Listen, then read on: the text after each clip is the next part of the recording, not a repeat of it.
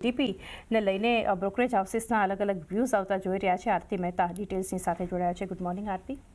Good morning ચાંદી. અને જો જીડીપી આપણે નંબર્સ જોયા છે, ઘણા સારા નંબર્સ આવતા દેખાયા છે.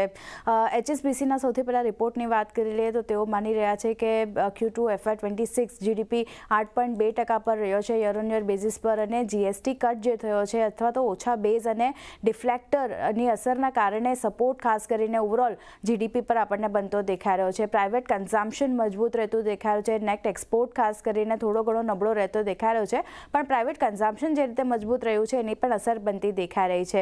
માર્ચ 2026 સુધી ગ્રોથ ખાસ કરીને તેઓ માની રહ્યા છે કે થોડો સોફ્ટ આપણને થતો જોવા મળી શકે છે, પણ ફિસ્કલ સપોર્ટ અને એક્સપોર્ટ ઓછો થતાં ગ્રોથ ખાસ કરીને આ સોફ્ટ આપણને થતો જોવા મળી શકે છે. FY26 માર્ચ સુધીની જો આપણે વાત કરી લઈએ તો ડિસેમ્બરમાં આરબીઆઈ જે છે તે વ્યાજદર કાપમાં કરે તેવી આશા તેમને બનતી દેખાઈ રહી છે. એટલે ડિસેમ્બરની જે પોલિસી છે આરબીઆઈની તેના પર ખાસ એક નજર રાખવાની રહેશે. બીજી બાજુ નોમુરા તરફથી જો વાત કરી લઈએ તો જીડીપી પર તેઓ માની રહ્યા છે કે મજબૂત જીડીપી ગ્રોથને જોતા આરબીઆઈ વ્યાજદરમાં કાપ કરી શકે છે. સાથે FY26 માટે ગ્રોથ અનુમાન તેમણે 7%થી વધારી 7.5% કર્યું છે. તેઓ માની રહ્યા છે કે ડિસેમ્બર પોલિસીમાં લગભગ 25 બેઝિસ પોઈન્ટ્સની કાપની આશા આપણને બનતી દેખાઈ રહી છે. જે રીતે જીડીપીના ડેટા આપણને આવતા દેખાઈ રહ્યા છે એને ધ્યાનમાં રાખીને તેઓ માની રહ્યા છે કે 25 બેઝિસ પોઈન્ટ્સનો કાપ ડિસેમ્બર પોલિસીમાં આરબીઆઈ તરફથી આવતો જોવા મળી શકે છે.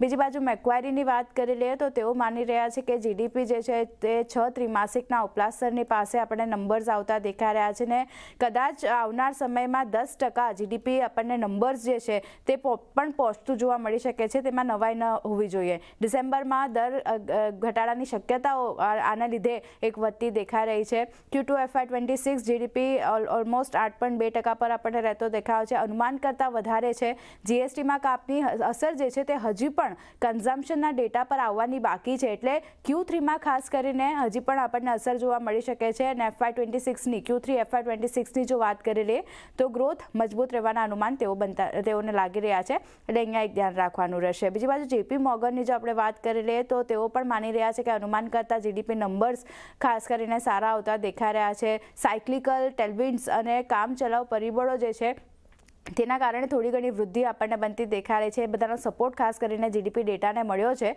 નોમિનલ જીડીપીની જો આપણે વાત કરી લઈએ તો 8.7% પર થોડો સોફ્ટ રહેતો દેખાયો છે. એનું કારણ છે કે જે ડિફ્લેટર છે તે 24 ત્રિમાસિકના નીચલા સ્તરે રહેવાના કારણે આ નોમિનલ જીડીપી જે છે તે થોડો ઘણો સોફ્ટ રહેતો દેખાઈ રહ્યો છે. ગત વર્ષની જો આપણે વાત કરી લઈએ તો આજે ડિફ્લેટર જે છે તે 3.1% પર હતા, જે આ વર્ષે 0.5% પર રહ્યા છે. એટલે 24 ત્રિમાસિકના નીચલા સ્તરની પાસે આપણને આ ડિફ્લેટર જે છે તે આવ્યા છે, એને કારણે ખાસ કરીને થોડો ઘણો સોફ્ટ જીડીપી આપણને નોમિનલ જીડીપી રહેતો દેખાઈ રહ્યો છે. સાથે જ નબળો ડિફ્લેટર જે છે તે રિયલ અને નોમિનલ જીડીપીને એકબીજાની નજીક લાવી રહ્યો છે તેઓ કહી રહ્યા છે, તો ધ્યાન રાખવાનું રહેશે. પણ ઓવરઓલ એક બ્રોકરેજ નોટની જો આપણે વાત કરી લઈએ તો બધા બ્રોકરેજ નોટ એક પોઝિટિવ નંબર્સ જીડીપીના જે રીતે આવતા દેખાઈ રહ્યા છે. આરબીઆઈની પોલિસીમાં વ્યાજદર કાપની શક્યતાઓ બધાને બનતી દેખાઈ રહી છે. જી આરતી.